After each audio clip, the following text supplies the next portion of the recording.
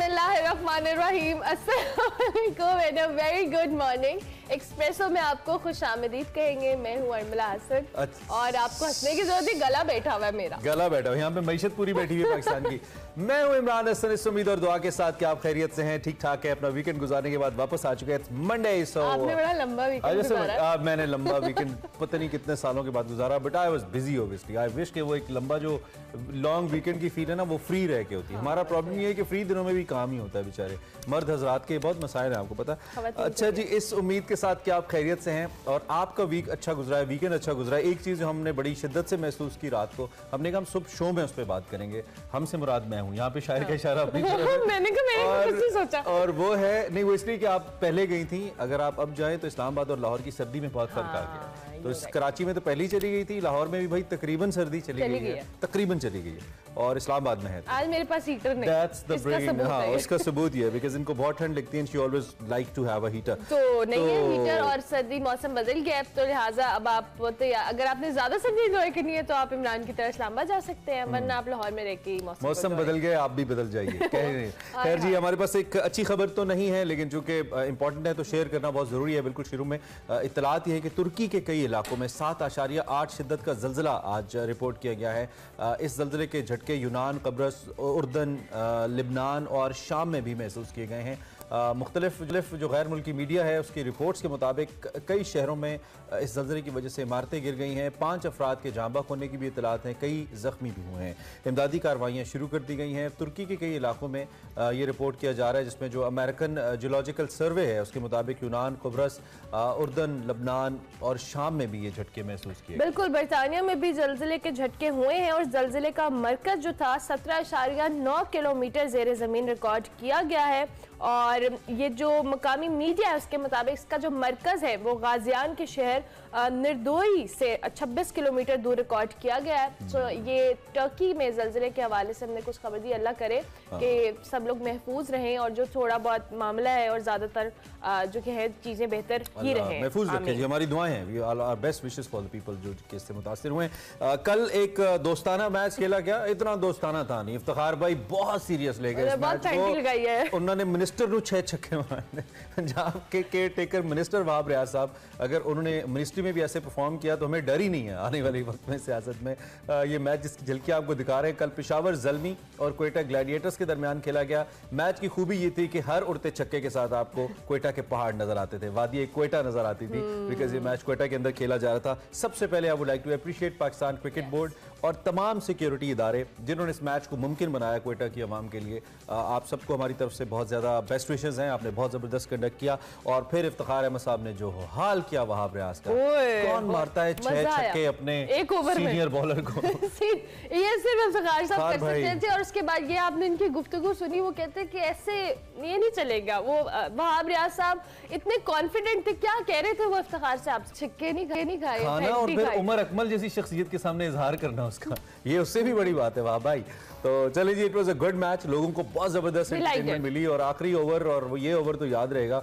और इफ्तिखार मेनिया के नाम से अभी भी एक ट्विटर पे हाँ जी ट्रेंड चल रहा है। और इफ्तिखार साहब जो है वो अब 6 छक्कों से नीचे तो बात नहीं ना करते, अब वो कहते हैं या ओवर 8 गेंदों का करें, मेरे छक्के 6 ही रहेंगे। इससे पहले भी वो करके आ रहे हैं, तो जबरदस्त परफॉर्मेंस रही है। और सबसे बेस्ट बात यह है कि पीएसएल टेक ऑफ कर रहा है, लेकिन मैं साथ साथ ये भी फील करूँ कि पीएसएल की जो एक एक्साइटमेंट हमें नजर आनी चाहिए in terms of its marketing, वो नजर नहीं आ रही। I don't know why, it's because मैं आपको बताऊं, वैसे इस मैच के ऊपर बहुत सारी तवज्जो थी लोगों की। अब इसके बाद आई गेस पीएसएल का मोमेंटम बनेगा और जो मार्केटिंग, प्रमोशंस और जो प्लेयर्स हैं उनकी एक्टिविटीज हमें नजर आएंगी। ऑफिशियल पेजेस पे भी अभी तक ऐसे कुछ नहीं है, बट स्टिल हम आपको साथ साथ अपडेट करते रहेंगे, क्योंकि पीएसएल के लिए हम सब बहुत एक्साइटेड होते हैं और उसका जो थ्रिल और एक्साइटमेंट होता है वो जो कहते हैं एनर्जी लाता है हमारे। जी बिल्कुल, और क्वेटा की आवाम बहरहाल बाजी ले गई कराची पे। They have filled all the seats over there, पूरा स्टेडियम भर दिया उन्होंने, बुक्टी क्रिकेट स्टेडियम जो था, और जबरदस्त ये मैच हुआ। खैर आगे बढ़ते हैं। Once again we got a sad story, क्योंकि it's a mixture every kind of you know, जो जिस टाइप की खबरें हमारे पास हैं हमने सब आप तक पहुंचानी है। साबिक सदर जनाब परवेज़ मुशर्रफ मरहूम, आपको मालूम है उनकी शदीद अलालत के बाद कल उनका इंतकाल हो गया। इत्तलात ये हैं कि आज खुसूसी तैयारे के ज़रिए अल मखदूम एयरपोर्ट से उनकी जो डेड बॉडी है वो पाकिस्तान लाई जाएगी और यहाँ पे उनको दफन किया जाएगा। पाकिस्तान के सदर रहे, चीफ ऑफ आर्मी स्टाफ रहे, बहुत सारे तनाज़ात का भी शिकार रहे। विद दैट एक बड़ा लंबा पीरियड भी रहा उनकी हुक्मरानी का, और जिन लोगों ने उनके साथ उनकी हुकूमत में काम किया वो उनकी खिदमात के एतराफ़ में ये कहते हैं कि परवेज़ मुशर्रफ साहब served in a great way for Pakistan. ISPR ने भी जनरल साहब के लिए ट्वीट की। अदर देन जो उनके पॉलिटिकल काम थे या जिस तरीके से उनकी लाइफ रही, उससे हट के being human, being head of state, हम इज़हार अफसोस ज़रूर करते हैं कि अल्लाह उनको गरीक़ रहमत करे। मुशर्रफ साहब को थोड़ा सा अगर उनके करियर की बात करें, 1965 और 71 की पाक भारत जंगों में भी शामिल हुए जनरल मुशर्रफ। 25 ब्रिगेड और 41वीं डिवीज़न की भी कमांड की और DG मिलिट्री ऑपरेशंस भी रहे। अक्टूबर 1998 को परवेज़ मुशर्रफ को आर्मी चीफ मुकर्रर किया गया था और वो उस वक्त कोर कमांडर मंगला थे। उनकी ही सरबराही में पाक फौज ने कारगिल की जंग लड़ी और उस वक्त के वज़ीर आज़म नवाज शरीफ साहब के साथ उनके इख्तलाफात हुए, तो उन्होंने 12 अक्टूबर 1999 जो कि एक बड़ी ही मशहूर तारीख़ है पाकिस्तान की तारीख़ में, मुल्क में मार्शल लॉ नाफिज किया। आर्मी चीफ होने के साथ साथ मुल्क के चीफ एग्जीक्यूटिव बन गए। 20 जून 2001 को रेफरेंडम के नतीजे में सदर मुमलिकत का ओहदा संभाला। जनरल रिटायर्ड परवेज़ मुशर्रफ ने 2007 में आर्मी चीफ का ओहदा छोड़ा, बतौर सिविलियन सदर मनसब संभाला।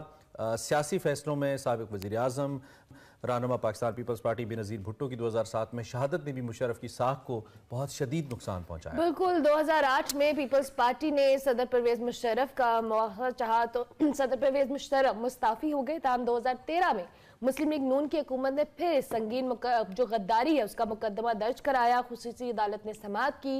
परवेज़ मुशर्रफ साहब बीमार हुए और मार्च 2016 में वो दुबई रवाना हो गए। तो हम दिसंबर 2019 में खुसूसी अदालत ने संगीन गद्दारी का मुजरिम उनको करार देते हुए सजाए मौत सुनाई थी और उस अदालत को बादशाह जो कह ले हाई कोर्ट ने ख़त्म कर दिया और बादिया कोर्ट ने ख़त्म कर दिया। और उसके साथ साथ परवेज़ मुशर्रफ के हवाले से आपको थोड़ा सा बताया तो 1999 से 2008 के दौरान 4 जानलेवा हमले भी हुए, ताहम वो महफूज रहे। और उनकी जो फैमिली है, उनका साबिक सदर की पाकिस्तान में तदफीन का फैसला किया है उनकी फैमिली ने। और ख़ानदानी ज़राए के मुताबिक जनरल परवेज़ मुशर्रफ की मैयत पाकिस्तान लाने के लिए पी को यानी आज के दिन खुसूसी तैयारा इस्लामाबाद से दुबई पहुंचेगा और मैयत के साथ साथ अहले खाना भी पाकिस्तान पहुंचेगा। मेरे लिए दिलचस्प बात यह है कि जब मैंने अपने न्यूज़ करियर का आगाज़ किया, उसमें मुशर्रफ साहब सदर थे और हम इनकी खबर पाकिस्तान टेलीविज़न पे बहुत एहतियात से पढ़ा करते थे। हर हेड ऑफ स्टेट की बहुत ज़रूरी होती है, बट मुशर्रफ साहब का जो दौर था और हमें ऐसा लगता था कि शायद ये इतना तगड़ा दौर है, ये कभी ख़त्म नहीं होगा, ये ऐसे ही चलेगा। लेकिन आज जब मुशर्रफ साहब की हम वफ़ात की खबर पढ़ रहे हैं तो बहुत ही अजीब लग रहा है। और साथ एक फीलिंग ये भी है कि हर जो उरूज है उसको ज़वाल है, हर चीज़ जो दुनिया में आई है उसने फ़ना होना है। खैर जनाब, आज जो तदफीन है इसके हवाले से बाकायदा ऐलान किया जाएगा और बताया जाएगा। दूसरी जानिब सियासत गर्म है और वक्त के साथ साथ जो तहरीक इंसाफ है उसके खिलाफ कानूनी शिकंजा सख्त होता जा रहा है। इससे सियासी कशीदगी में मज़ीद इजाफा हो रहा है, जिससे इस वक्त मुल्क की जो ताज़ा तरीन सूरत हाल है हम आपको मुसलसल बता रहे हैं। इमरान खान ने हफ्ते के रोज़ वीडियो लिंक के जरिए खिताब किया था और अपने शदीद खदशात का इजहार किया था, इदारों के किरदार पर सवाल उठाए थे और ये भी बताया था कि अब हमारे पास 2 ही रास्ते हैं, पहिया जाम हड़ताल करें या जेल भरो तहरीक चलाएं। तोड़फोड़ से बेहतर है कि हम गिरफ्तार हो जाएं, उन्होंने ये भी कहा। उन्होंने कौम को और कारकुनों को तैयारी की हिदायत की, कहा जी तैयार हो जाएं, मैं कॉल दूंगा, आपने जेलें भर देनी है। रिपोर्ट्स ये कह रही हैं, तहरीक इंसाफ की रिपोर्ट्स ये कह रही हैं कि जी कुछ 4-5 लाख लोग हैं जो कि कुर्बानी देंगे और गिरफ्तारी देंगे। लेकिन नून लीग ने बड़ी ज़बरदस्त बात की, उन्होंने कहा भाई फिर start with the leader, Imran Khan साहब आए, शुरू करें जेल भर। बिल्कुल, और कल मरियम नवाज साहिबा ने भी कहा कि जो जेल भरो तहरीक की बात कर रहे हैं, सबसे पहले जो वजीर आजम बना बैठा था अब जेल भरो तहरीक चला रहा है, लोगों को कहता है कि जेल भरो, खुद जमान पाक में छुप कर बैठा है। 5 के टोले से उन्होंने कहा कि इनसे इन्होंने ही पाला और उन्हीं को डस रहा है। ये घड़ी चोर को सियासत से उठाकर बाहर फेंकना होगा। टक्कर के लोग जमीन पर बैठकर बच्चों की तरह रो रहे हैं, दिल में तकलीफ है। आज मुल्क में महंगाई है, सब जानते हैं कि महंगाई किस वजह से है। इसी सियासी सूरत हाल पे सारी बात करेंगे। अमिन साहब ने जो कल हफ्ते को वीडियो लिंक से खिताब किया, उसमें जो उन्होंने अपने खदशात का इजहार किया और उसका जो रिएक्शन मरियम नवाज साहिबा की जानिब से आया उस पर भी हम बात करेंगे। ब्रिगेडियर हारिस नवाज हमारे साथ मौजूद है। ब्रिगेडियर साहब बहुत शुक्रिया, thank you very much for joining us. सबसे पहले तो जो हमने एक अफसोसनाक खबर शेयर की जनरल परवेज़ मुशर्रफ के हवाले से, साबिक सदर भी रहे, आर्मी चीफ भी रहे थे, क्या कहेंगे? बड़ी अफसोसनाक खबर है और उनका जो हमने सारा सियासी और जो आर्मी के साथ उनका एक सफ़र रहा उसके हवाले से अपनी थोड़ा अहाता किया, आप भी ज़रूर इस पर कॉमेंट कीजिएगा। और मैं असल में मेरी उनसे बहुत लॉन्ग एसोसिएशन थी। जब वो प्रेसिडेंट थे APML के, तो मैं पूरे सिंध का उनका जनरल सेक्रेटरी था, तो इसलिए मुझे काफ़ी उनसे काम करने का मौका मिला। He was an excellent person और इंस्पायरिंग लीडर थे, इंस्पायरिंग चीफ आर्मी स्टाफ थे। They used to love him क्योंकि he was very friendly person, he used to make a very happy team. और उसके बाद उन्होंने पाकिस्तान के लिए बहुत काम किए हैं। देखें, जो एक एनओरा दिया उन्होंने खुद एक्सेप्ट किया कि हाँ ये मेरी गलती, मुझे नहीं करना चाहिए था।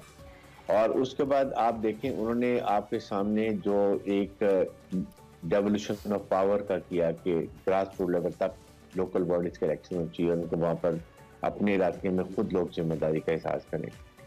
एम्पावरमेंट ऑफ वुमेन के लिए उन्होंने बहुत काम किया, खास तौर पर प्रोविंशियल असेंबली में, नेशनल असेंबली में जो जितनी सीट्स बढ़ाई गई हैं वुमेन्स की, औरतों की, वो सारी उनकी उसके वक्त में की गई थी।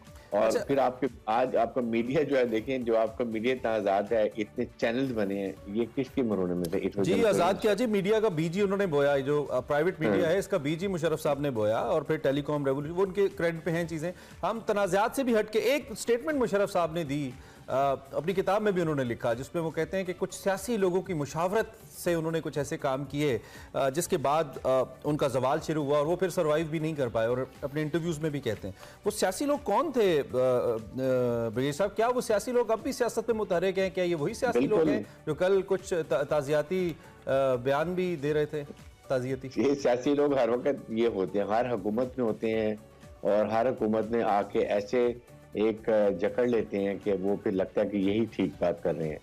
और यही प्रॉब्लम थी उनको। Actually he would trust anyone, he one इतने अच्छे इंसान थे कि वो हर एक पे ट्रस्ट कर लेते थे। इवन हम बहुत दुबई गए हैं उनसे मुलाकात करने पार्टी के सिलसिले में, तो जो भी हर एक, मैं ये कहता था सर यू ट्रस्ट एवरीवन, कहते नहीं आई थिंक लोग अच्छे हैं, मेरे से सब सिंसियर हैं।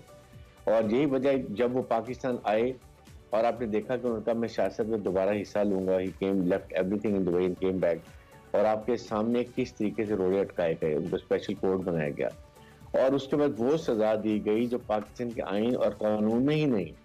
इमेजिन की कितनी बड़ी विक्टिमाइजेशन हो रही थी, जिसकी वजह से फिर फेल्सिक की बंदे और फिर 2018 से ज्यादा। तो मुख्तसर भाई साहब, चूंकि आप मौजूद हैं हमारे साथ, आखिरी मुलाकात जनरल परवेज मुशर्रफ से कब हुई, कितना अरसा पहले आपकी हुई, और कुछ हमारे साथ उस हवाले से आप शेयर करें? मेरे ख्याल में उस वक्त उनको बीमारी स्टार्ट 2018 में, 2019 में मेरी मुलाकात हुई थी। He was still better, he would talk, और बातचीत करते थे, चलते थे, ही वाज अकॉर्डिंग सेंसिटिव, लेकिन उसके बाद ग्रेजुअली, और ये मिलियन बैच बीमारी होती है जो आपकी प्रोटीन बॉडी में कम कर देती है, और वो उसके रिएक्शन आहिस्ता स्लो उसका इफेक्ट शुरू होने लगता है। इट इज वेरी अनफॉर्चुनेट, लेकिन मेरे ख्याल में मुझे लग रहा है शायद कराची लेकर आ रहे हैं, और कराची के अवाम उनको बहुत पसंद करते हैं। एमक्यूएम के उन्होंने बहुत काम किया था, और बड़ा जितने अच्छे इंसान थे, हम श्योर कि पूरी कौम उनको एक आखिरी रसूमात में अटेंड करके उनके लिए सवाब का बंदोबस्त करें। आमीन आमीन, अल्लाह ताला उनके दर्जात बुलंद करे। और एमक्यूएम ने भी कहा है कि बहुत बेहतरीन अंदाज में उनकी जो आखिरी रसूमात है उनको अदा किया जाएगा। अब ये सब दूसरी सियासत पे बात कर लेते हैं। हफ्ते के रोज़ खान साहब ने फिर अपने खदशात का इजहार किया वीडियो लिंक खिताब के जरिए। दूसरी जाने मरियम नवाज साहिबा ने कल मुल्तान के अंदर भी बड़ी धुआंधार तकरीरें की। उन्होंने कहा जी जो भी मामलात हैं ये पहले खुद इस जेल भरो तहरीक का आगाज़ करें, उसके बाद हम देखेंगे। तो पहले जो रिएक्शन था खान साहब का, उसके बाद जो मरियम नवाज साहिबा का रिएक्शन आया, दोनों पे आपका कमेंट।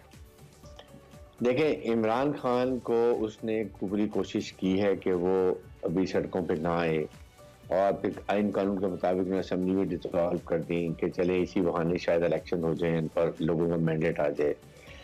जब आप ये उसके बाद पॉलिटिकल विक्टिमाइजेशन एक नई तरीके से शुरू हो गई है। देखें, मैं हमेशा ये बात करता हूँ, आपके प्रोग्राम में भी कहा कि हुकूमत का काम है पॉलिटिकल टेम्परेचर को डाउन करना, और मुल्क में पॉलिटिकल स्टेबिलिटी आएगी तो इकोनॉमिक स्टेबिलिटी आएगी। हमारा बहुत बुरा हाल है।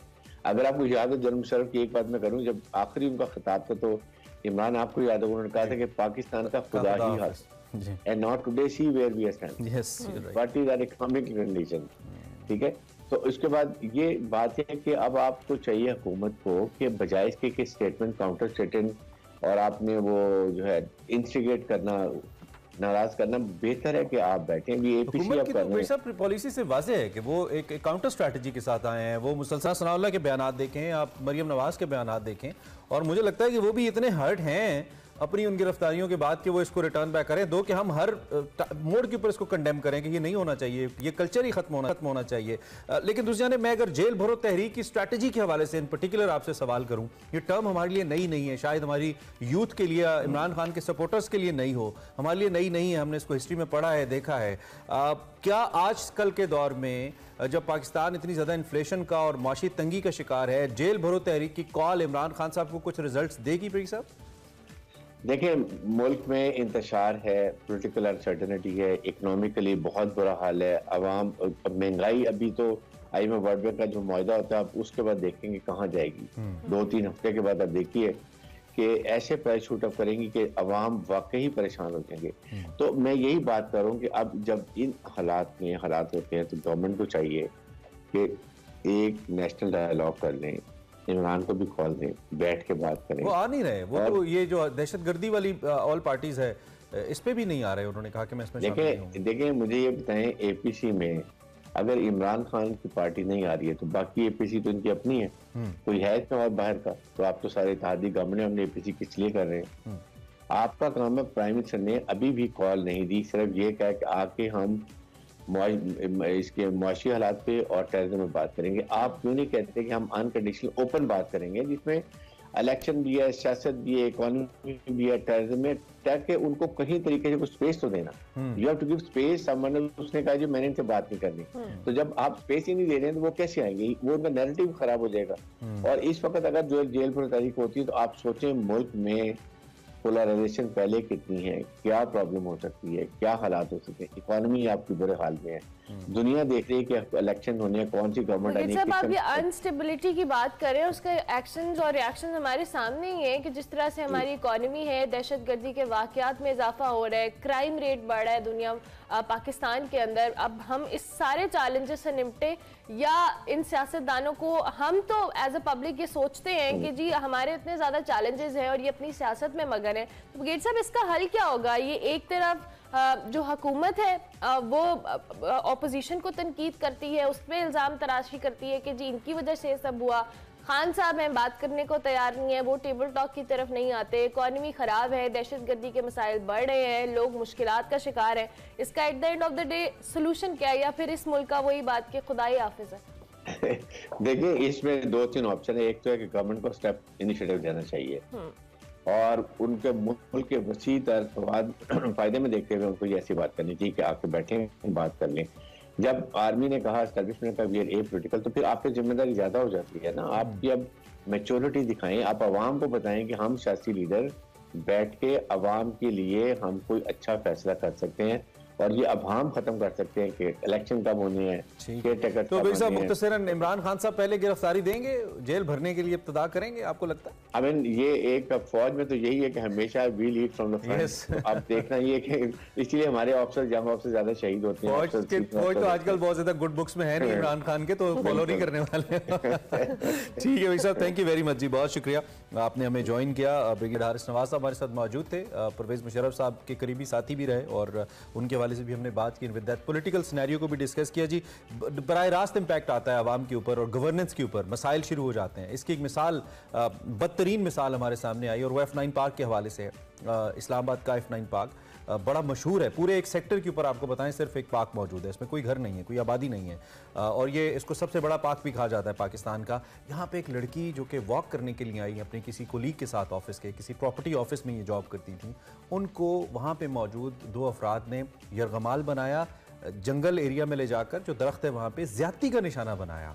और मज़ीद जो तफसीलात हैं इस FIR के अंदर दर्ज है, ओबियसली हम नहीं बताना चाहते उसको, लेकिन वो जो खातून हैं बेचारी, उनके साथ ज़्यादती की गई, न सिर्फ ज़्यादती की गई, उन पर तशद्दुद किया गया, उन्हें मारा गया, उनके बाल नोचे गए और फिर उन्हें ये भी कहा गया कि अगर तुमने किसी को बताया तो हम तुम्हें मार देंगे। और फिर उनकी बड़ी हिम्मत है उन खातून की कि वो न सिर्फ सामने आई, उन्होंने अपना नाम जारी बात एक्सपोज किया, एक खातून की इज्जत होती है, उन्होंने FIR करवाई, हम उन्हें खिराज तहसीन पेश करते हैं कि उन्होंने ये हिम्मत की। और साथ अब इस्लामाबाद पुलिस के ऊपर ये इतना बड़ा, वैसे तो टेस्ट केसेस आते रहते हैं, पुलिस सॉल्व भी करती है, हम पुलिस को बिल्कुल मुर्दे इल्ज़ाम नहीं ठहरा सकते, लेकिन मसला ये है कि सेफ सिटी के अंदर ये हुआ क्यों है? पूरे F9 के आसपास कैमराज नस्ब है, F9 के अंदर सिक्योरिटी का कोई इंतजाम क्यों मौजूद नहीं है? और ये F9 पार्क के अंदर होने वाला पहला वाकया नहीं है, पहले एक तालिबा के साथ भी ये हो चुका है। और ये सोचने की बात है कि हम शायद अपनी सियासत में, हमारे सियासतदान इतने उलझे हुए हैं कि दिन दिहाड़े खातून के साथ इस तरह का वाकया पेश आ जाए, सिटी में एग्जैक्टली जहाँ पे आपकी सारी मेन सिक्योरिटी जो कह लेना होती है, आपकी मेन बिल्डिंग्स वहाँ पे हैं, पार्लियामेंट है, सारी चीजें हैं, और वहाँ पे दिन दिहाड़े इस तरह का वाकया होना इसलिए के जोर के ऊपर एक बहुत बड़ा सवालिया निशान है। और हमारे जो सियासतदान हैं, हमारे वजीर दाखिला हैं, दीगर लोग हैं, वो आते हैं, बड़े बड़े बयान देते हैं, फलाने को हम जेल में डाल देंगे, उसका इलाज मैं करूँगा, फलाने को मैं ये करूँगा। खुदा का नाम है, आप अपने इलाज पहले बाद में करा लीजिएगा, पब्लिक का इलाज करते हैं जो बेचारी आप लोगों को वोट देती है, और आप लोगों के सामने गिड़गिड़ाती रहती है। और खातून के साथ इस तरह का तीसरा वाकया है ये, if I am not wrong, और दिन दिहाड़े होना ये बहुत बड़ा सवालिया निशान और एक अफसोसनाक तरीन बात है। बिल्कुल, और बिल्कुल इसके सामने एयर हेडक्वार्टर्स मौजूद है, बिल्कुल इसके साथ जनरल हेडक्वार्टर्स मौजूद है। ये बड़ा सिक्योर इलाका है, पुलिस हर वक्त यहाँ पे होती है, और अगर कम से कम चारों तरफ नहीं तो 3 तरफ इसके नाके जरूर मौजूद हैं, और वहाँ पे पुलिस खड़ी होती है और लोग भी होते हैं। तो उसके बावजूद ये हो जाना, और ये उस मनहूस आदमी का स्केच है। आई एम श्योर अगर कोई इनको जानता है, इस शख्स को कोई भी जानता है, do report to the police. आप ऐसे लोगों को निशाने इबरत बताएं, लेकिन मसला ये होता है कि ऐसे लोग पकड़े जाते हैं, फिर छूट जाते हैं, जमानतें हो जाती है, राजीनामे हो जाते हैं। जब सजाएं दी नहीं जाएंगी तो फिर रोज कोई ना कोई इस तरह का वाकया होगा, और हम तो डरते हैं उस वक्त से कि जो फैसला करने वाले हैं जब वो खुद इसका शिकार हो तो शायद तब उनको ख्याल आए। तो थोड़ा सा देखिए किसी की बेटी और सबसे बढ़कर आप अपनी हिफाजत खुद करें। मतलब यही इस स्टेट में फिलहाल हम सबका हाल है कि हम सिर्फ अपनी हिफाजत खुद कर सकते हैं, हमारी हिफाजत करने वाला कोई भी नहीं, चाहे वह खातून है, आदमी है, बच्चा है। अपने बच्चों का ख्याल रखें, अपने इर्द गिर्द लोगों का ख्याल रखें, सबसे बढ़कर आप यही कह सकते हैं। ब्रेक लेते हैं।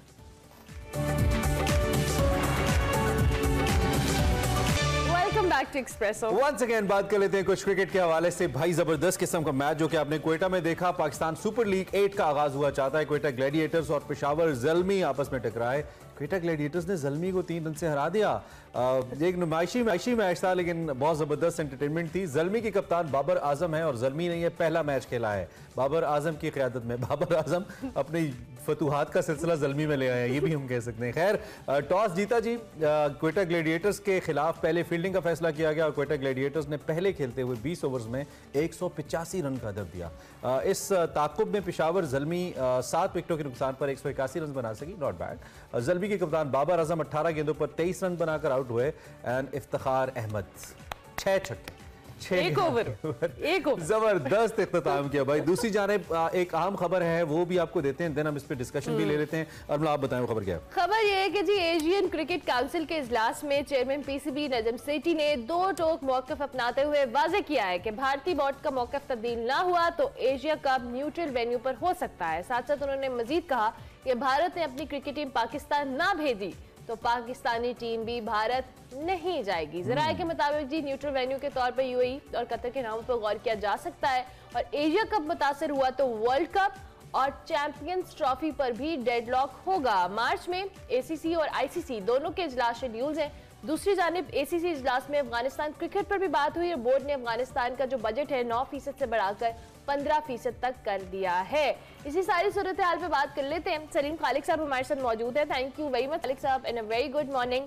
जो ये कल नुमाइशी मैच हुआ पेशावर ज़ल्मी और कोयटा ग्लैडिएटर्स का, सबसे पहले इफ्तिखार के 6 छक्कों पे हम बात करेंगे, जिसको वहाब रियाज ने बड़े कॉन्फिडेंट तरीके से कहा कि अगर 6 छक्के मारना बहुत बड़ा काम है तो ये खाना भी बहुत बड़ा काम है। तो फेंटी तो खाई है वहाब रियाज ने। हाँ, आपको वैसे आदत है कि वो अक्सर इस तरह इंटरनेशनल मैचों में भी उनकी पढ़ाई लगती रहती है, आपको याद होगा। लेकिन अब वो मिनिस्टर भी पिछले दिनों मैं पढ़ रहा था कि मिनिस्टर बन रहे हो, और उसके बाद बिल्कुल हमारे मिनिस्टर्स की तरह ही परफॉर्म किया। तो बिल्कुल जेब नहीं देता था, ये सलूक जेब नहीं देता था इफ्तिखार को। खैर, लेकिन एक बहुत जबरदस्त काम हुआ कि कोयटा में मैच हुआ, और आपने देखा होगा हाउसफुल, लंबी लंबी लाइंस लगी हुई थी लोगों की, और उस पे 6 बॉलों पे 6 छक्के देख लिए तो बस समझे वो जो पैसे थे लोगों के वसूल हो गए। हालांकि मैच ये नुमाइशी था, लेकिन सारे हमारे बेशतर हमारे स्टार प्लेयर्स खेल रहे थे, तो लोग बड़ा एंजॉय किया उन्होंने। वही बात के इफ्तिखार ने जबरदस्त एक माहौल बना दिया था, और अच्छी बात है कि कोयटा में भी एक मैच हुआ, लोग आए, और एंटरटेनमेंट का मौका मिला, और आगे जाके फिर कभी जाके PSL वगैरह के भी मैचेस हो सकते हैं, एक वेन्यू का और इजाफा हो सकता है। तो बस मैं तो कहता हूँ सबसे अच्छी बात यही है कि वहाँ पे मैच हो गया और लोग एंटरटेन हुए। So how was the wicket and crowd response? ये अच्छा, वैसे बड़ा हाई स्कोरिंग मैच ही हुआ है, अच्छा स्कोर बना है। तो आप क्राउड रिस्पांस कैसा देखा आपने सलीम भाई? क्योंकि हम तो क्वेटा बेचारा वैसे ही बहुत कम अच्छी खबरों की वजह से जैसा आता है, हालांकि बहुत ही खूबसूरत शहर है और बहुत खूबसूरत लोकेशन है और लोग भी बहुत जबरदस्त हैं, बड़ी वाइब्रेंट किस्म की आवाम है। तो आपने कल रिस्पॉन्स कैसा देखा क्राउड का?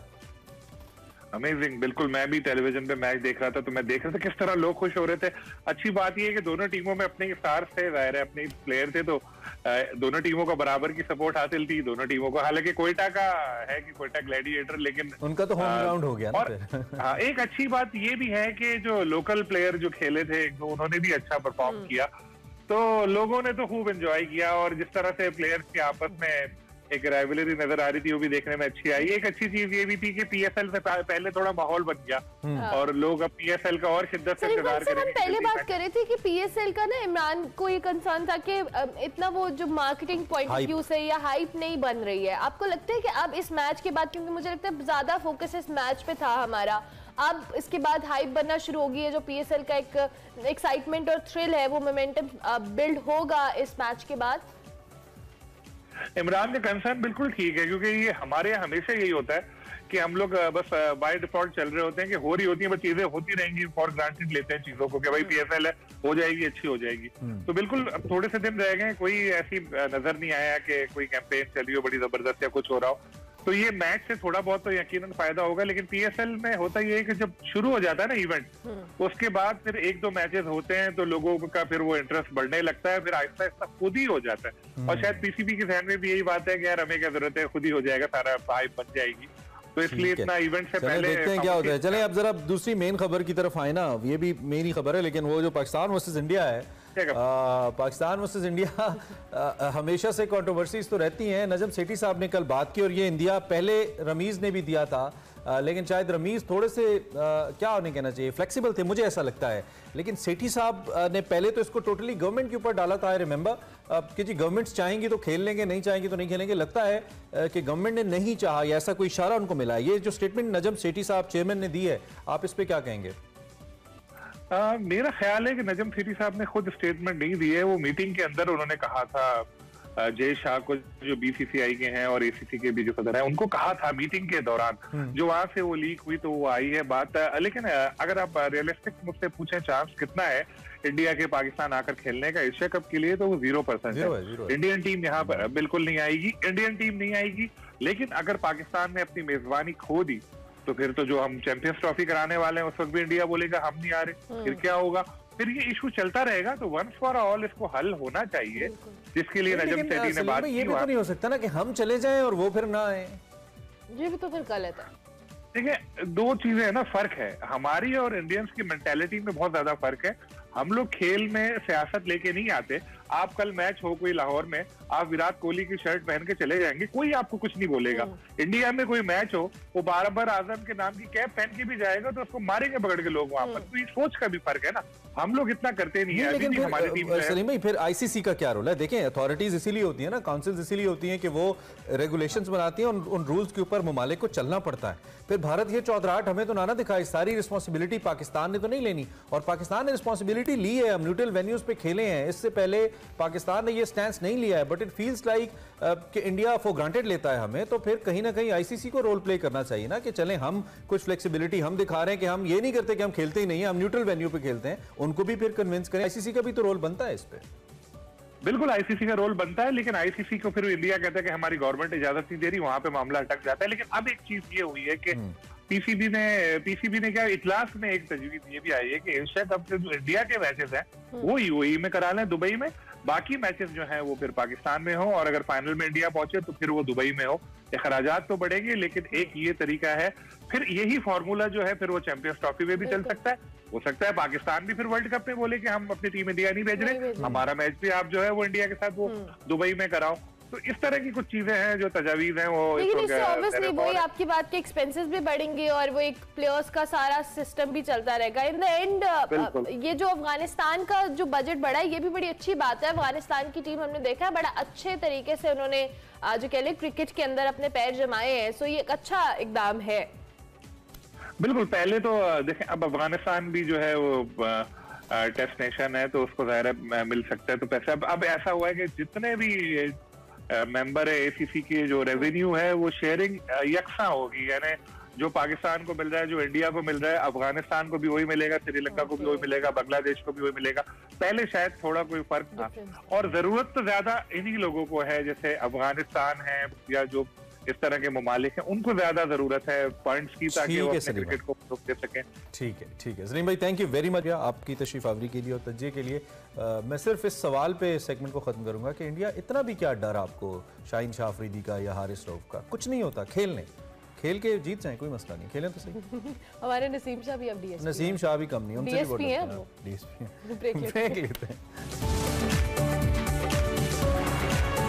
आप एक्सप्रेसो देख रहे हैं और अब आपको दिखाते हैं हमारा सेगमेंट फैशन ऑफ फन। यौम कश्मीर के हवाले से पंजाब यूनिवर्सिटी में एक तकरीब का एहतमाम किया गया। निम्रा नासिर वहां पहुंची, उसका अहवाल आपको बता रहे हैं।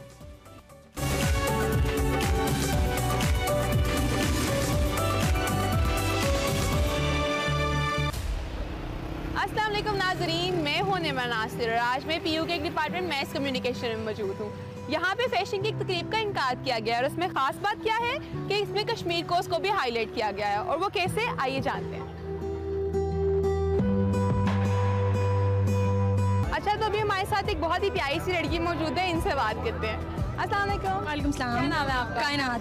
कैसी है कायनात आप? अल्हम्दुलिल्लाह, I'm fine। अच्छा, तो यहाँ पे जो फैशन की तकरीब का इनकार किया गया, इसका क्या मकसद है?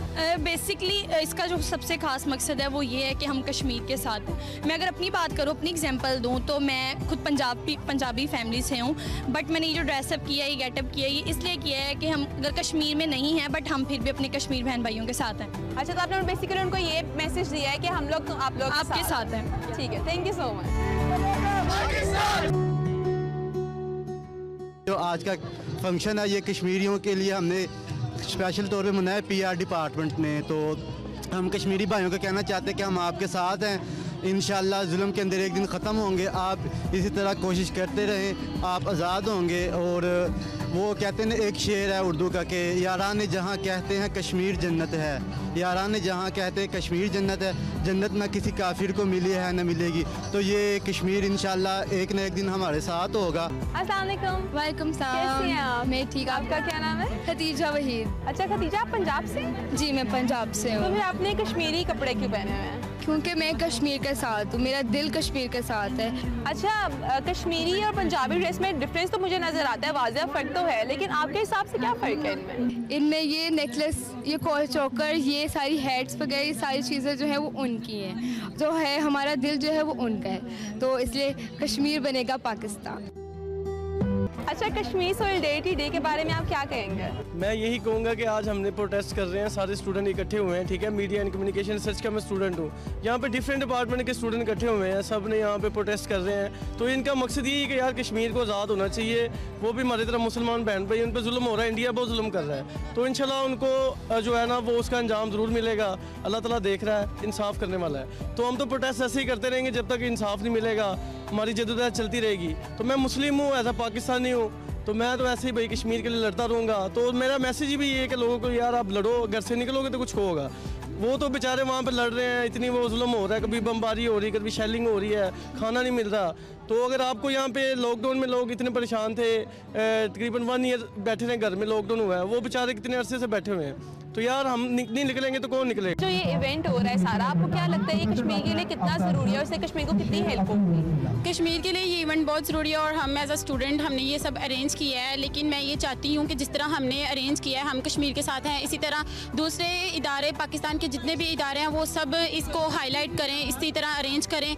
इसकी वजह से हमारी कश्मीर के साथ हेल्प हो जाएगी और बहुत से लोगों की ज़िंदगी हमारी वजह से संवर जाएगी।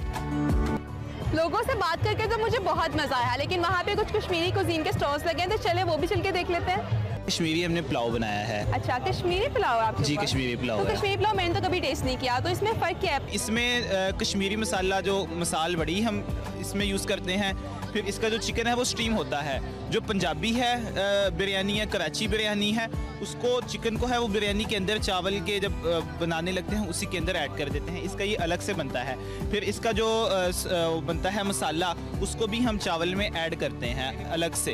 ये चावल अलग बनते हैं, इसका ये अलग बनता है। बाद में इसको हम चिकन नीचे रख के दम देने से पहले भी चावल को ऊपर डाल देते हैं ताकि इसका टेस्ट तो फ्लेवर पकड़ लेता है। फ्लेवर पकड़ लेता है। ठीक।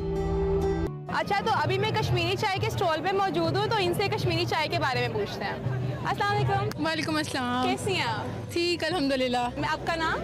माहम फातिमा। अच्छा माहम, आपको क्या लगता है कि कश्मीरी चाय और जो हम घर में चाय पीते हैं सादी, उनमें क्या फ़र्क है? हम जो यहाँ चाय पीते हैं पंजाब में, उसका और कश्मीरी चाय का बहुत बड़ा डिफरेंस है। फ़र्स्ट ऑफ ऑल, जो कश्मीर में चाय पी जाती है इट्स अ बिट सॉल्टी।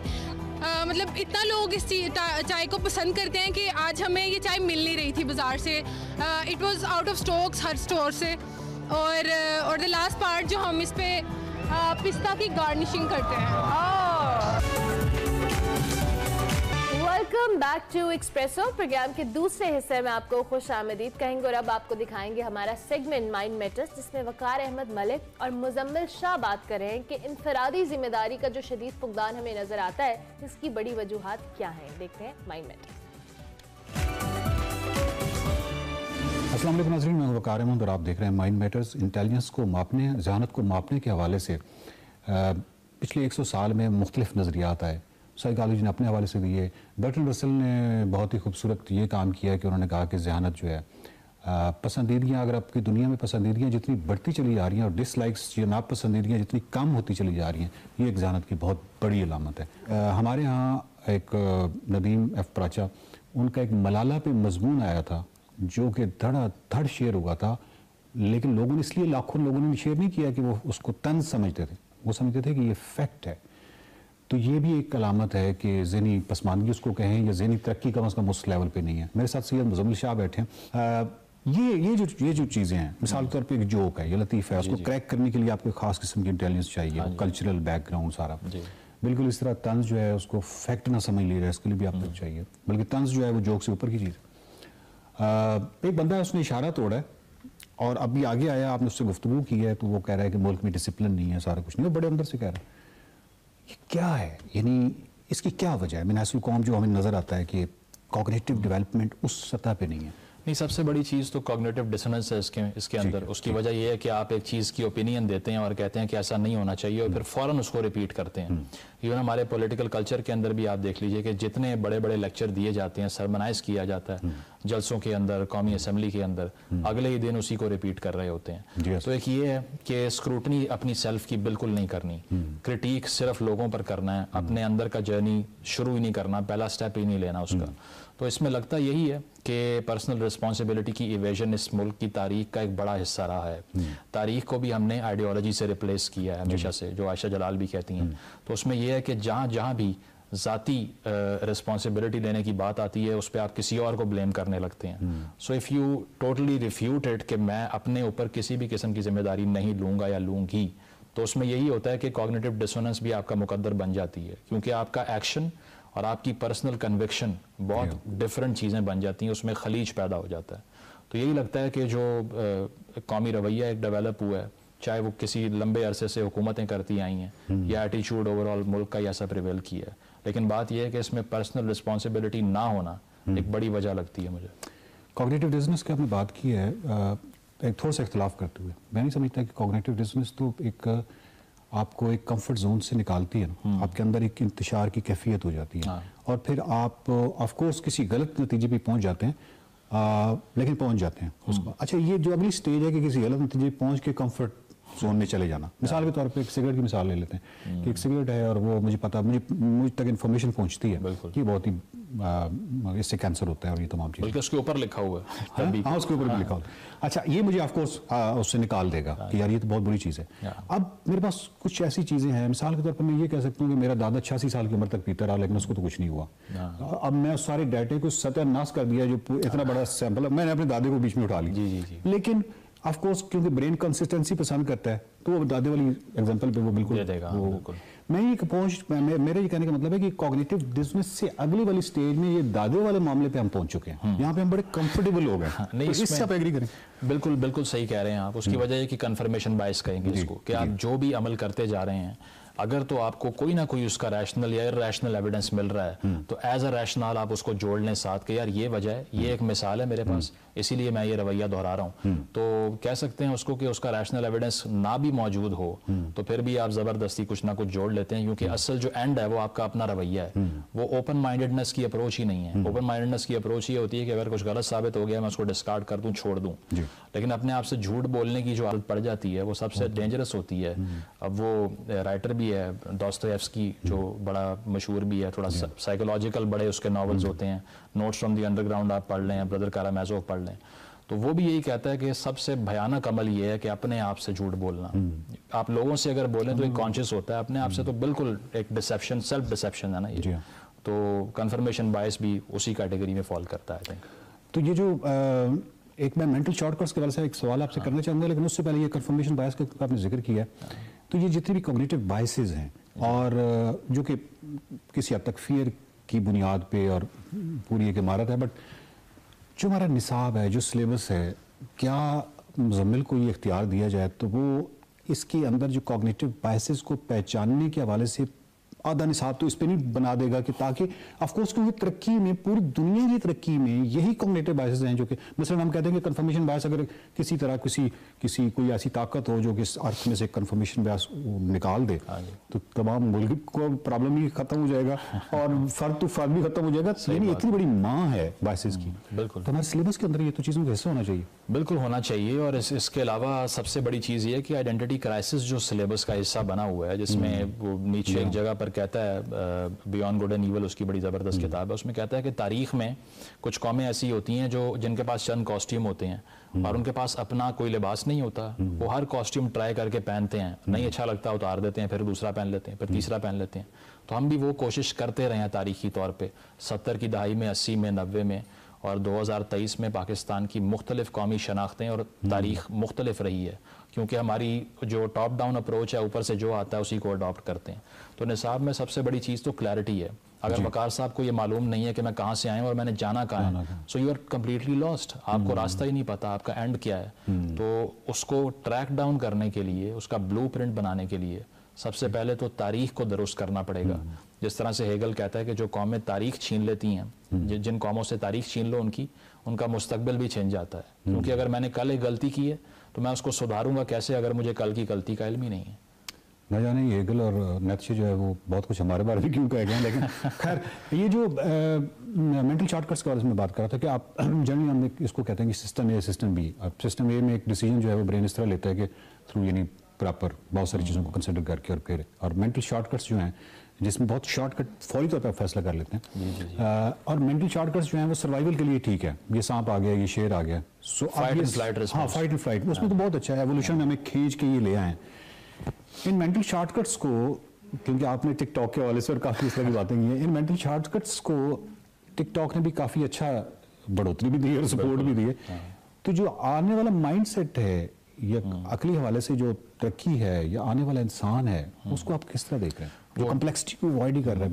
बिल्कुल वो जिस तरह पोस्टमैन भी कहता है कि this edge is the abbreviation of everything. हर चीज़ को एक मुखफ़फ़ बना दिया है, छोटा कर दिया है। इसी तरह अटेंशन स्पैन्स हैं, कितनी देर हम एक प्रोग्राम देख सकते हैं, कितनी देर। अगर वकार साहब साइकोलॉजी पे बात कर रहे हैं और 10-15 मिनट ले गए हैं तो शायद वो लोग इतना गौर से ना सुन सकें। जो टिकटॉक वीडियो में 30 सेकंड में कहानी ख़त्म, स्वाइप किया, अगली वीडियो आ गई और आपके ब्रेन ने डोपामाइन रिलीज कर दिया, आप खुश भी हो गए। तो हमें इस अटेंशन स्पैन की जो शॉर्टेज है इससे लड़ना पड़ेगा, क्योंकि हमेशा सच जो होता है वो पेचीदगी में और कॉम्प्लेक्सिटी में छुपा होता है। इतना सिंपल सरफेस पे पड़ा हुआ कोई सच नहीं होता। वो मडी वाटर होता है जो हमें लगता है डीप है, लेकिन डीप नहीं होता। तो मैं ये समझता हूँ कि अटेंशन स्पैन्स को जो लेसनिंग चल रही है उसकी सोशल मीडिया के थ्रू, मैं तो उससे फाइट करता हूँ। मैं ऑडियो बुक्स भी सुनता हूँ 2-2 घंटे की, मैं लेक्चर्स भी सुनता हूँ, किताब भी पढ़ता हूँ। तो ये है कि अगर आप ये हैबिट्स डेवलप करेंगे तो फिर आप इस ट्रेंड को मात दे सकते हैं। अदरवाइज जो ये साइकोलॉजी के साथ कर रहा है, आपके दिमाग में डोपामाइन का एक सैलाब आया हुआ है और आपको अंदाजा ही नहीं है। क्योंकि जो स्वाइप टेक्नोलॉजी है उसमें आप सच को तो भूल ही जाए ना, उसमें आप किसी की बात सुनने के लायक भी नहीं रहते, क्योंकि 30 सेकंड से ऊपर अटेंशन खत्म। बहुत शुक्रिया मुजम्मिल भाई। बात ये है नाजरीन के जो कम्प्लेक्सिटीज़ हैं उनका कोई अल्टरनेटिव है नहीं बुनियादी तौर पे, और जब तक आप उसके अंदर नहीं घुसते उस वक्त जो चीज़ें आपको वहाँ से मिल सकती हैं वो मेंटल शॉर्टकट से या आपको इन चीज़ों से तो नहीं मिल सकती। चीज़ें जो हैं वो अपनी उस नोयत में कभी भी सादा नहीं होती। और इसका हल क्या है? मेरा ख्याल है कि शायद रियासती सतह पे या स्टेट लेवल पे इस तरह एक हाल तो ये हो सकता है कि जो कम्प्लेक्सिटीज़ से मुतल्लिका ज़ेन है, जिन्होंने कम्प्लेक्सिटीज़ के साथ किया है, यानी उसको कम्प्लेक्सिटीज़ में से होकर गुजरे हैं, उनको हीरो बना के पेश करना, शायद ये एक तरीका हो सकता है। कई और भी तरीके होंगे, इस पर गौर करेंगे। देखते रहिए mind matters. Welcome back to Expresso. Break के बाद वापस आ गए और अब आपकी मुलाकात हम एक्सप्रेसो हीरो से करवाएंगे। जनाब, इंडोर रोइंग मुकाबले हैं और जो बेटियों के बाप है ना वो भी चैंपियन की लिस्ट में शामिल हो गए। हम पाकिस्तान के मोहम्मद शहजाद की बात कर रहे हैं, जिन्होंने पुर्तगाल में होने वाली नेशनल इंडोर रोइंग चैंपियनशिप में 2 गोल्ड मेडल्स जीत ली हैं। मोहम्मद शहजाद ने 500 मीटर और 2000 मीटर रेसेस में गोल्ड मेडल जीते हैं, जबकि उन्होंने 60 से 64 इयर्स तक की जो मास्टर कैटेगरी है उसमें हिस्सा लिया था। उनकी 500 मीटर रेस का वक्त 1 मिनट 33 सेकंड रहा, जबकि 2000 मीटर में मोहम्मद शहजाद का वक्त 7 मिनट 20 सेकंड रहा। बिल्कुल। और शहजाद साहब के हवाले से आपको बताएं कि Olympian badminton player Mahoor Shahzad और international weight lifter Rabia Shahzad, आप दोनों से हमारे शोज में मिल भी चुके हैं। इनके वालिद हैं। और ये भी याद रहे कि पहली बार 2018 में आलमी rowing indoor championship concept two Alexandria के साथ मिलकर उन्होंने अमेरिका में ये मुनक्किद हुई थी। और शहजाद साहब ने अब इसमें हिस्सा लिया, ये जो चैंपियनशिप है, और उसमें विन किया पाकिस्तान के लिए। उनसे हम बात करते हैं और पूछते हैं कि अपनी अचीवमेंट को लेकर वो क्या कहते हैं। शहजाद साहब, thank you very much for joining. बहुत ज़बरदस्त आपकी अचीवमेंट है और हमने तो सोशल मीडिया पे देखा, हमारे लिए बड़ी खुशी की बात थी कि इस एज ग्रुप के अंदर भी people are performing really well like you. और आपका तस्करा हमने पहले सुन रखा है माहूर से और रबिया से। सो कैसे हैं सर, आप ठीक ठाक हैं? जी जी, बिल्कुल ठीक ठाक, अल्लाह का शुक्र। और जी बिल्कुल ये इंडोर रोइंग का मुकाबले और डेफिनेटली मैं रोइंग स्पोर्ट्स से तो ताल्लुक रहा ही और चलते रहे। और इसी तरह ये माशाल्लाह अल्लाह ने बड़ी फजल किया कि मेरी बच्चियां भी इतनी अच्छी स्पोर्ट्स में निकली और चलती रही, खासतौर पे माहौर भी। और इसी कोशिशों के दौरान ही, क्योंकि स्पोर्ट्स फैमिली बन गई हम लोग, तो एक टाइम था कि कुछ ना कुछ जरूर करना है। तो एक और भी बड़ा अच्छा मुकाम मिला कि पाकिस्तान की भी पोजीशन में लोगों के सामने पेश कर सकूं। लोग बहुत हैरान थे उधर की, यानी पाकिस्तान से कैसे इस इवेंट में कोई आ सकता है, इतने बड़े इवेंट में। और तो ये अल्लाह का बड़ा शुक्र है। और आपने जिस तरह से खुद कहा कि स्पोर्ट्स फैमिली है, माहूर और रबिया माशाल्लाह they are doing really well in sports. आप तो ऑब्वियसली उनके लिए इंस्पिरेशन होंगे और बच्चियों को स्पेसिफिकली अगर वालिद की इंकरेजमेंट मिलती है तभी वो इतना एक्सेल करती हैं। आपने या बहुत पहले से आपके दिमाग में था कि आपने इस तरह की, ऑलरेडी आप चैंपियनशिप में पार्टिसिपेट कर चुके हैं, लेकिन स्टिल एज फैक्टर बड़ा मैटर करता है। हमारे यहाँ नॉर्मली इस एज में लोग प्रेफर नहीं करते स्पोर्ट्स में या सोचते भी नहीं है कि किसी चैंपियनशिप में पार्टिसिपेट करेंगे। सो आपने किया और बड़ा अच्छे तरीके से किया, इस हवाले से भी बताइएगा।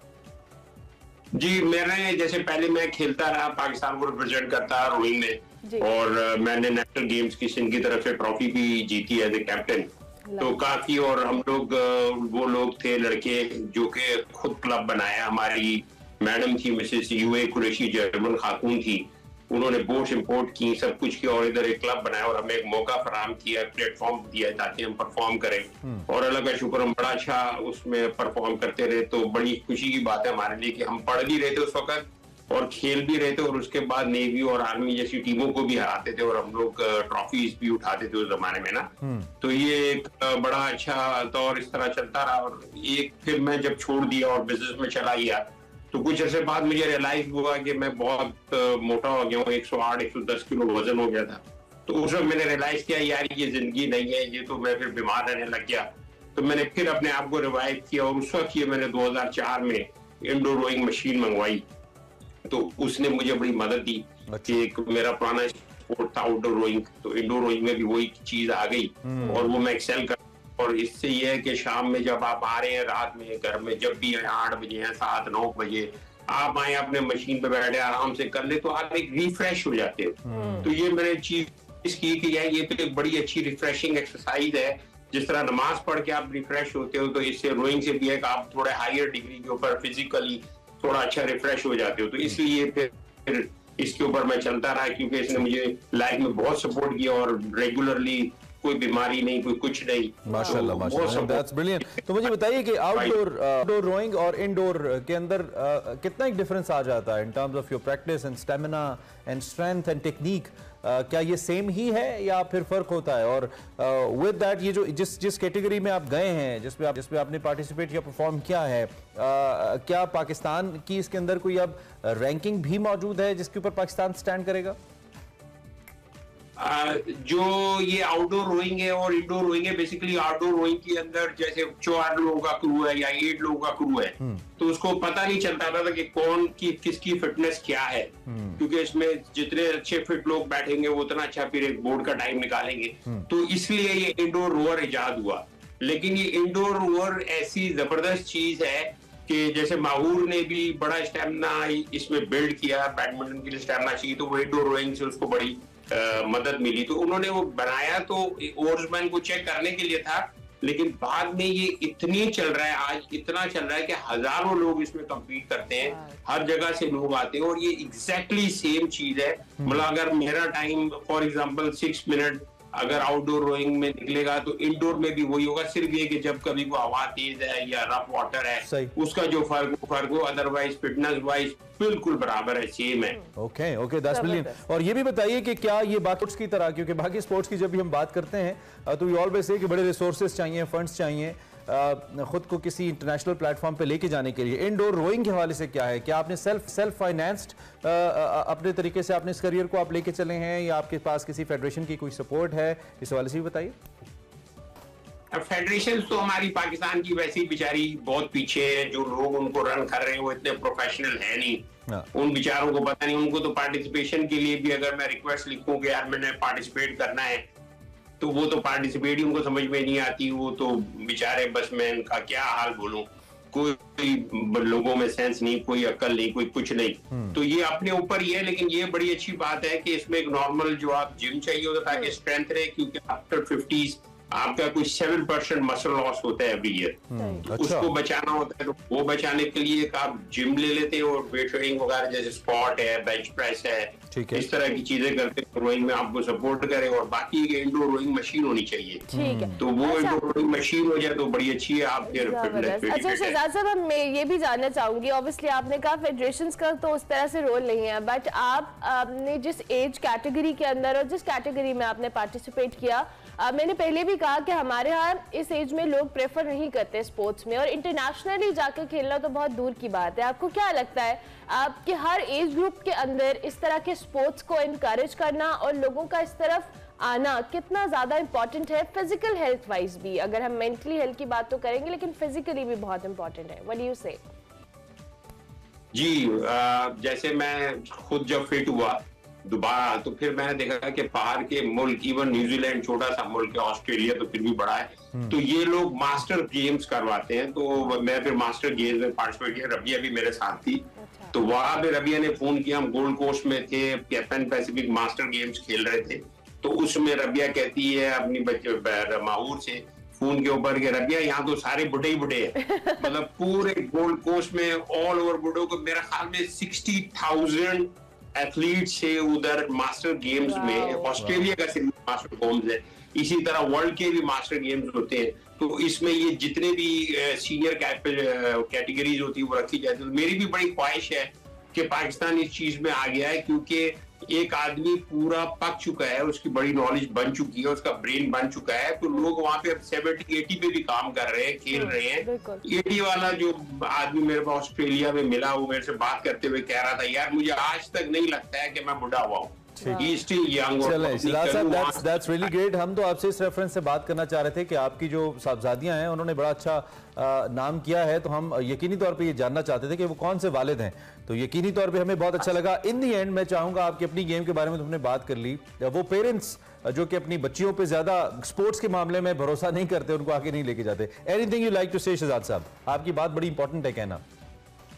जी, मैसेज मेरा यही है, एक तो ये कि एज ए नेशन अगर हम बिल्ड होना चाह रहे हैं तो हमें सबको फिजिकली फिट होना पड़ेगा, फिजिकली फिट होने से मेंटली फिट होना पड़ेगा, और हमने लेडीज को, लड़कियों को भी पूरा राइट देना है ताकि वो भी जो उनके अंदर कैपेबिलिटीज है, जो उनके अंदर टैलेंट पड़ा है उस टैलेंट को निकलने का मौका दे, और हमने फिर इसी तरीके से हम दुनिया को भी बता सकेंगे कि हम दुनिया में भी किसी चीज में किसी जगह पे पीछे नहीं है।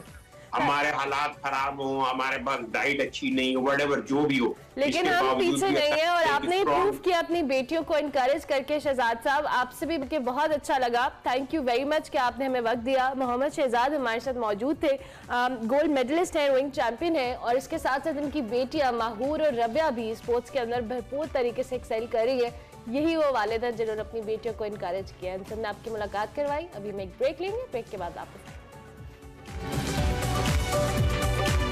Welcome back to express. उम्मीद के साथ कि आप हमारे साथ मौजूद हैं और वही एनर्जी आप में भी मौजूद है जो हम आपके साथ मेंटेन करने की कोशिश कर रहे हैं। आपकी मुलाकात एक ऐसी नई सिंगर से करवाते हैं, द यंग सिंगर, जो कि बहुत ही कमाल गाती हैं। Obviously that's why she is here. नाम इनका बहुत डिफरेंट है, नोरीमा जहां इनका नाम है। इनमें इनकी आवाज़ बहुत मधुर है। She is a young artist. इसके साथ कि वो गाती हैं, इनका ताल्लुक हुंजा गोजाल से है।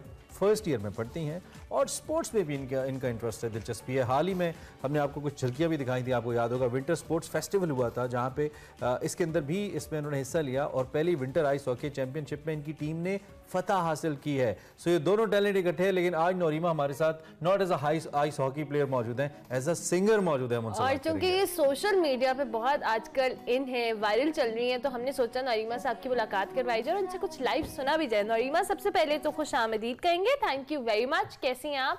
अस्सलाम वालेकुम। अल्हम्दुलिल्लाह मैं बिल्कुल ठीक। आप दोनों कैसे हैं? बिल्कुल ठीक नईमा। जितनी आप अभी हम आपसे ऑफर भी कह रहे थे कि यू डोंट लुक पाकिस्तानी, आप बहुत ही फॉरेनर वाली एक फील्ड में, बट स्टिल उर्दू सुन रहे हैं हम किसी जर्मन से। लेकिन नईमा ये बताएं, ये जो एक तो स्पोर्ट्स और फिर दूसरी जानिब सिंगिंग, और आपके जो सिंगिंग का क्लिप एक सोशल मीडिया के ऊपर आया, उसके बाद आप बहुत ज़्यादा पॉपुलर हुई और माशाल्लाह आपकी आवाज बहुत अच्छी है। सोचा था जब ये क्लिप आया था तो आप एक्सप्रेस में सोशल मीडिया पे जब ये वायरल हुआ कि आप इतनी मशहूर होंगी?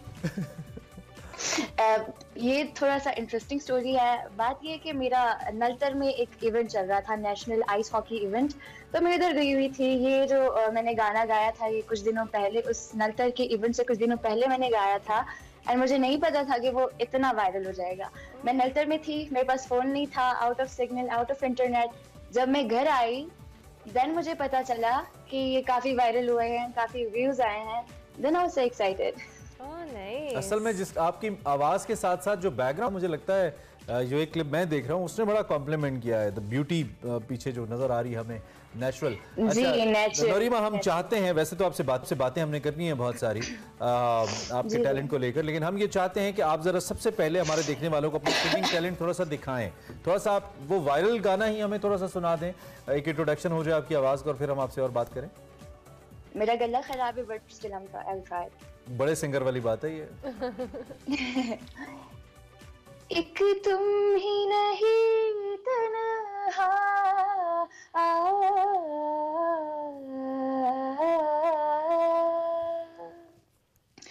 एक तुम ही नहीं तन्हा, उल्फत में मेरी रुसवा, उल्फत में मेरी रुसवा, इस शहर में तुम जैसे, इस शहर में तुम जैसे दीवाने हजारों हैं। सारी गला बंदे। वेरी स्वीट, बहुत ही खूबसूरत आवाज है भाई आपकी। अभी तो आप बहुत छोटी है, फर्स्ट ईयर में आप, और आपने बहुत गाना है इनके। If you continue as a professional singer, क्या प्लान्स क्या हैं भाई आपके नोरीमा? प्लान्स तो यही है कि मेरा बचपन से ही व्हेन आई वाज 9 मैं गाती थी स्कूल में, नात पढ़ती थी, कसीदा। फिर टीचर्स ने, फ्रेंड्स ने, फैमिली ने बताया कि अच्छा गाती हैं, you need a little practice. तो फिर प्रैक्टिस तो नहीं की मैंने, बट मैं इधर उधर गा लेती थी। कम्युनिटी प्रोग्राम्स में जब होते थे मुझे बुलाते थे, मैं जाके इधर उधर परफॉर्म करती थी। फिर थोड़ा सा कॉन्फिडेंस भी बिल्ड हुआ और गा लेती थी। फिर तो ये बताएं नईमा, ऑब्वियसली आप साथ साथ स्पोर्ट्स को भी परस्यू कर रही हैं, पढ़ाई, स्पोर्ट्स, म्यूजिक, प्लान है कि आपने म्यूजिक को बाकायदा तौर पे सीखना है और इसको एज अ प्रोफेशन भी करना है, और दूसरी जानिब जो स्पोर्ट्स है उसको किस तरह लेकर चलना है? म्यूजिक को तो मैं प्रोफेशनली अब लेकर ही जाऊंगी इंशाल्लाह। और स्पोर्ट्स का ये है कि स्पोर्ट्स मैं हमारे गांव में आइस स्केटिंग होता है विंटर्स में 2 मंथ्स का, तो सब कर रहे थे तो मैंने भी सीखने गई थी। हमारा क्लब है होल्कन विंटर स्पोर्ट्स क्लब, तो जब मैं वहाँ गई तो हमने सीखा। देन हमारे फर्स्ट वुमेन नेशनल इवेंट्स हुए तो उसमें हमने पार्टिसिपेट किया। अभी इसके थ्रू डिफरेंट स्कॉलरशिप्स के लिए अप्लाई करेंगे क्योंकि हम financially we are not that stable, तो स्पोर्ट्स के थ्रू स्कॉलरशिप्स के लिए ही अप्लाई करेंगे। चलने आपको अलग एडमिशन मिले और आपको, मुझे लगता है यूनिवर्सिटीज़ को आपको हाथों हाथ लेना चाहिए। आप तो इतनी टैलेंटेड हैं और आपको स्कॉलरशिप जरूर मिलनी चाहिए स्पोर्ट्स बेस्ड पे, आर्ट्स बेस्ड के ऊपर। बहुत ज़बरदस्त। अच्छा, अब ये भी बताइए कि आप अपनी कोई चीज़ कंपोज की है? आप चूँकि कीबोर्ड भी हमने देखा आप बजाती हैं, शायद बजा के गाती हैं, कुछ अपना भी कंपोज किया? कीबोर्ड नहीं, मैं कंपोज नहीं करती कीबोर्ड। मैं अभी गिटार सीख रही हूँ। ओके, गिटार सीख रही हो। अच्छा नरीमा, ये भी बताओ, मेरी नरीमा से एक फरमाइश है उनकी अपनी लोकल लैंग्वेज के अंदर, because I love listen local, जो आपका म्यूजिक है ना इलाके का, वो बहुत जबरदस्त है। कोई ऐसा गीत नरीमा जो आपका लोकल लैंग्वेज का गीत हो जो आप हमें थोड़ा सा सुनाओ? अच्छा, मेरा लैंग्वेज वखी है, गुजाल। अच्छा। वखी बोलती हूँ मैं, तो मैं वखी में एक गाना सुनाती हूँ। जरूर। ये सर बुलबुल नजीर हमारे बहुत ही नामवर शायर हैं, उनका गाना सुनाऊंगी। ओके। दिल दीवाना भी खबर गो सकमरत नजार गो दोगत जिगर गो है। वाओ। ये मुझे दुनिया तज़िर ज़वार गोफ्त, इश्क तुझे सफार गोफ्त, मारत दर पादार गोफ्त है। ए जोने जोनिया जलैलिया तू, या खुए परिया तू, जो नगद सरिया तू है। जबरदस्त। नरीमा, इसका मतलब भी बताएगा थोड़ा सा, क्या मतलब हमें तो समझ नहीं आया इसकी, थोड़ा सा अगर हमें आप मेन मतलब बताएं। यानी कि इसमें जो शायर है वो अपनी महबूबा की तारीफ कर रहे हैं कुछ यूं के दिल दीवाना भी खबर को, यानी कि तुम मेरे प्यार से बेखबर हो। और इसमें वो ये चीजें यूज करता है कि यानी तुम मेरी पहाड़ों की परी हो। अच्छा नरीमा, ये बताएं कोई ऐसा सिंगर जिसके साथ आपको गाने का शौक हो या आपको बहुत पसंद हो, चाहे वो मेल है या फीमेल है, कैन बी फ्रॉम पाकिस्तान या इंटरनेशनली, कोई भी? मैं अली सेठी इन सब के गाने सुनती हूँ, जैसे सजाद अली हैं। लेकिन मैं आयमा बेग की जब उन्होंने कोक स्टूडियो में बाजी गाना गाया था, मैं उसके बाद उनकी बहुत बड़ी फैन हुई थी। एंड अभी मैंने उन्हें फॉलो किया एंड मुझे उनसे मिलना है। तो आप बहुत जल्द किसी बड़े प्लेटफॉर्म पे मुझे आप गाती नजर आ रही हैं। The kind of voice you have, जिस तरीके से आप गा रही हैं, it's beautiful. Anything you like to say, कुछ कहना चाहें जो लोग आपको पहली दफ़ा देख रहे हैं आपके म्यूजिक के हवाले से? देन ओबियसली हम मजीद को चाहेंगे आपसे सुने, लेकिन पहले आप कुछ कहिए, खासतौर पे जो लोग म्यूजिक से शगफ रखते हैं, उनको अपनी आवाज़ के हवाले से आपने इंट्रोडक्शन करवाया अपना, उनको कुछ कहना चाहें? तो मैं नरीमा रेहान हूँ। तो मैंने जो है अभी सिंगिंग स्टार्ट किया है। मैं प्रोफेशनली, तो मैं इसमें इन नहीं, बट इंशाल्लाह मैं प्रोफेशनली इसमें बहुत जल्द इन होंगी, मैं सीखूंगी। और आप भी प्लीज़ मुझे सपोर्ट करें, मुझे इनकरेज करें, मुझे इसकी ज़रूरत है। अच्छा नरीमा, इन द एंड हमें सजाद अली का आपने बात की, हम सब उनके बहुत फ़ैन हैं एंड आई एम श्योर आप भी उनकी फ़ैन होंगी। हमने एक गाना भी सुना आपका उनका गाते हुए, सो कुछ सजाद अली का ही म्यूजिक हमें सुना। अच्छा, विद दिस खराब गला, इट्स ओके। अगर खराब में आप इतना अच्छा गा रही हो तो आप अच्छे में कितना अच्छा गाती होंगी? अच्छा, मैं साहिल पे खड़े, ठीक है, सजाद अली का। जरूर जरूर, वाह वाह।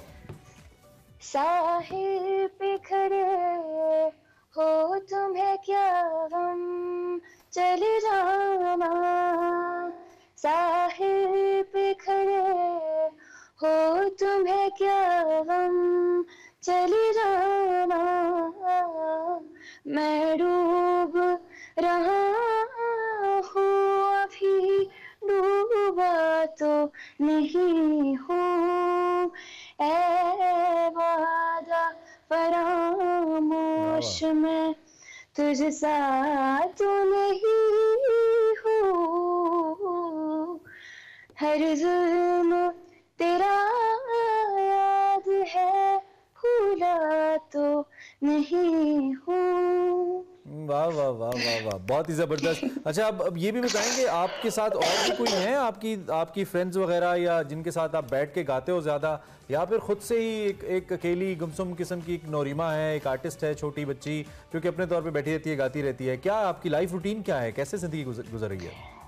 लाइफ रूटीन यूँ है कि अभी तो मेरी विंटर वेकेशंस चल रही थी, अभी मेरा कॉलेज भी स्टार्ट हो गया है, तो अभी कॉलेज भी जाऊंगी। लेकिन अब मैं इंस्टाग्राम के लिए रील्स बना रही हूँ, पोस्ट बना रही हूँ। पोस्ट अपलोड करने के लिए मुझे डिफरेंट रील्स बनाने पड़ते हैं, तो मैं हमारे गांव में शोमोल द बैंड के नाम से एक बैंड है, तो मैं उधर जाती हूँ अपने वीडियोस बनाने के लिए। तो अब आप उतनी फेमस हो गई हैं अपने इलाके में, अपने गाँव में, कि लोग नौरीमा को जानते हैं या नहीं, अभी टाइम लगेगा? जानते हैं और बहुत ज्यादा इंकरेज करते हैं। Lovely lovely. नौरीमा, आप गाती भी बहुत अच्छा है और आपने म्यूजिक को परसू करना है, इसको छोड़ना नहीं है, और साथ साथ अपनी पढ़ाई और चीज़ों को भी जरूर जारी रखिएगा। नौरीमा हमारे साथ मौजूद थी, इनसे हम बात कर रहे थे। सोशल मीडिया पे तो ये इनके वायरल हुए, लेकिन असल में भी आपने सुना कि बहुत अच्छा गाती हैं, बहुत यंग टैलेंट है, और इनको अगर अपॉर्चुनिटी मिले तो डेफिनेटली ये बहुत अच्छा एक्सेल कर सकती हैं म्यूजिक के अंदर। पाकिस्तान को ऐसे यंग आर्टिस्ट की जरूरत रहती है और होगी भी। नौरीमा जान हमारे साथ मौजूद थी। अभी हम एक ब्रेक लेते हैं, ब्रेक के बाद वापस आते हैं। आप देखते रहिए Expresso. Welcome back to Expresso. Break के बाद वापस आ गए। आपको पता है मुल्क में अवामी मसाइल तो बहुत सारे हैं, तो इस हवाले से हमने अपना एक सेगमेंट स्टार्ट किया है, तड़के तड़के, और इसमें एक्सप्रेसो के अंदर हम मुख्तलिफ अवामी मसाइल को हाईलाइट करेंगे। आजकल पेट्रोल का आपको पता है बड़ा मसला है, सो इस सेगमेंट में सिकंदर बख्त हमें बता रहे हैं कि अवाम पेट्रोल महंगा होने से किस कदर परेशान है। सिकंदर बट है, सिकंदर बख्त नहीं है, सिकंदर बट साहब, ओवर टू बट साहब जी, तड़के तड़के।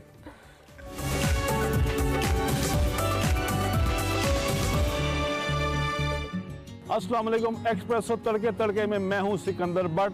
आटे, चीनी, दाल, चावल, घी की कीमतें नहीं बताऊंगा, सीधा मुद्दे पर आऊंगा। जी हां, हमारे पाकिस्तान में फ्यूल की कीमतें फिर बढ़ गई हैं। आइए इस हवाले से जानते हैं अवाम क्या कहते हैं। यहाँ पर तड़के तड़के क्या कर रहे हैं? ये बाइक पे सवारी उठा रहे हैं जी। सवारी मिल रही है आपको? सवारी जब से ये पेट्रोल महंगा हुआ ना, तो यूँ समझे कि सवारी पैदल जाने को फॉलो करती है अब। यार ये तो फिर फ्यूल महंगा होना सेहत के हवाले से तो थोड़ा फायदेमंद ही नहीं हो गया? सेहत का फायदेमंद, हमारा तो नुकसान हो गया ना। 35 रुपए पेट्रोल के बढ़ गए हैं। हाँ जी। तो उसका क्या असरात हुए हैं आप पे? बस ये सारे रले मिले चोर हैं। आपने कभी चोरी की है? यार सब दुनिया है यार, चलता है सब कुछ, हम दूध के दूल्हे तो नहीं है ना। आपको पता है कि हम पाकिस्तान IMF से कितना मकरूज है? जी बहुत ज्यादा हो चुका है। अब पाकिस्तान का हर आदमी 2.5 से 3 लाख का कर्जा ही है। तो आप भी इस हिसाब से 2.5 लाख के मकरूज? जी बिल्कुल। मैं भी। यार अपने सर से अपना कर्जा उतारो यार, बीच में से ये टेंशन खत्म। हम उतारते हैं, वो फिर ले लेते हैं हुक्मरान। भाई मैं तड़के तड़के यहाँ पर लोगों से बात करना चाह रहा हूँ, लेकिन वो सारे नाश्ता पी रहे हैं, कोई लिफ्ट नहीं। यहाँ पर किस सिलसिले में खड़े हो तड़के तड़के आज? पेट्रोल से बगैर चलने वाली कोई रिक्शा या कोई ट्रांसपोर्ट आ जाए तो वो कौन सी हो सकती है? कोई इनोवेटिव आपके दिमाग में सोच आती है? नहीं सर, कोई नहीं आती। इतना हम सोचते ही नहीं जी सर। इतना ये सोचते नहीं है, इसलिए हालात बदलते नहीं है। जी सर। ये तड़के तड़के क्या कर रहे हैं आप? ये तड़के तड़के भाई रोजी के मत्थे लग रहे हैं, और क्या करना। तो रोजी मत्थे लग रही है कि नहीं? अल्हम्दुलिल्लाह, अल्लाह पाक दे रहा है। तो यार ये फ्यूल प्राइस बढ़ी है, 35 रुपए एक जंप कर गया एकदम पेट्रोल। आपको पता मुश्किल तो होती है ना? मुश्किल तो फिर हर कौम में आती है, और मुश्किल का मुकाबला करने वाले ही कौमें आगे निकलती हैं। दुनिया की कोई तरक्की याफ्ता कौम ऐसी नहीं है कि जो किसी मुश्किल से ना गुजरी हो। तड़के तड़के आज आप क्या कर रहे हैं? सवारी ढूंढ रहे हैं। 35 रुपए फ्यूल बढ़ा है। 35 रुपए बहुत ज्यादा ये बढ़ा दिया उन्होंने। वो तो कह रहे हैं 50 रुपए बढ़ने थे, लेकिन हम पब्लिक के लिए 35 रुपए हमने बढ़ाए हैं। चलिए ये उनकी मेहरबानी है कि उन्होंने 35 रुपए बढ़ाए। जी ये भाई साहब का कहना है कि 50 रुपए की जगह अगर गवर्नमेंट ने 35 रुपए बढ़ाए हैं तो उनकी बड़ी मेहरबानी है। जी भाईजान क्या कर रहे हो तड़के तड़के आप यहाँ पर सुबह सुबह? भाई मैं सुबह फजर की नमाज पढ़ के ये मोटरसाइकिल चला रहा हूँ, रात को चौकीदारा करता हूँ। तो यार फ्यूल तो 35 रुपए बढ़ गया है अचानक, तो अब आप अफोर्ड हो रहा है आपसे ये ट्रांसपोर्ट का काम? नहीं। और कोई आपको स्कोप नजर नहीं आ रहा? कोई नहीं, एक स्कोप है जी। हाँ जी बताएं। एक बेड़ा लें, सियासतदानों को उसमें बिठाएं, कराची वाला समंदर खड़ा है इनको देख रहा है। ये मुल्क तरक्की देखे कैसे करता है? ये और ही लेवल का मुझे चिक वगैरह मिल गया है यार इधर। तड़के तड़के क्या कर रहे हैं? तड़के तड़के बस हुक्मरान लेके बैठ गए, और हम हुक्मरान लेके बैठ गए। अपने अपनी पड़ी हुई आवाम का किसी को टेंशन नहीं है। खुदा का खौफ करो। सब हुक्मरानों से हमारा अपील है कि ऐसा ना करो। सब मिल बैठ के इस मुल्क का हल निकालो। हम परेशान हैं, सब आवाम परेशान। लो जी, हमारे ये खान साहब तो हुक्मरानों से बहुत नाउमीद हो चुके हैं। अभी इन्होंने अल्लाह पे बात छोड़ दी है, अल्लाह उते डोरियां। पेट्रोल महंगे होने की वजह तो भाईजन महंगाई हो रही है जोरों जोर। अगर 10 रुपए पिछों महंगाई होंगी ना तो अगर आवाम 50 रुपए हम कर दी अगे। ये बात भी इनकी बहुत वैलिड है। अगर गवर्नमेंट 1 रुपया बढ़ाती है तो नीचे से पब्लिक जो है अपने तई 100 रुपया बढ़ा लेती है। मरीम नवाज आई है 2 दिन पहले, आते ही कौम को क्या तोहफा दिया? 50 रुपए पेट्रोल महंगा कर दिया। अब आप फ्यूचर क्या देख रहे हैं कि कौन हमें इस पैन से बाहर निकालेगा? कैसे पाकिस्तान इस पैन से बाहर निकल सकता है? सर अल्लाह ताला की जात ही है, वैसे तो इनके हाथ में तो कुछ भी नहीं है। इमरान खान पे थोड़ी सी उम्मीद है। तड़के तड़के क्या हो रहा है इधर? फ्यूल प्राइस जंप कर गई है 35 रुपीज। गरीब बंदा और मर जाएगा, अमीर बंदा और अमीर हो जाएगा। हमने सुना ये मजबूरी थी गवर्नमेंट की। कोई मजबूरी नहीं है, बस अपने लिए कोई मजबूरी नहीं, गरीब आवाम के लिए मजबूरी है सबकी। आप आने वाले दिनों से क्या उम्मीद रख रहे हैं? कोई उम्मीद नहीं। अच्छी की उम्मीद ही नहीं है आपको? ना करें यार, इतना यंग बॉय, स्मार्ट बॉय, पढ़े लिखे बंदे, खाने के लाले पड़े हुए, गरीब आवाम को आटा मिल नहीं रहा, तो अच्छे की उम्मीद क्या रखें? यहाँ पर लाहौरिये तड़के तड़के नाश्ता कर रहे हैं। आइए को थोड़ा बहुत इनको डिसएंटरटेन करते हैं।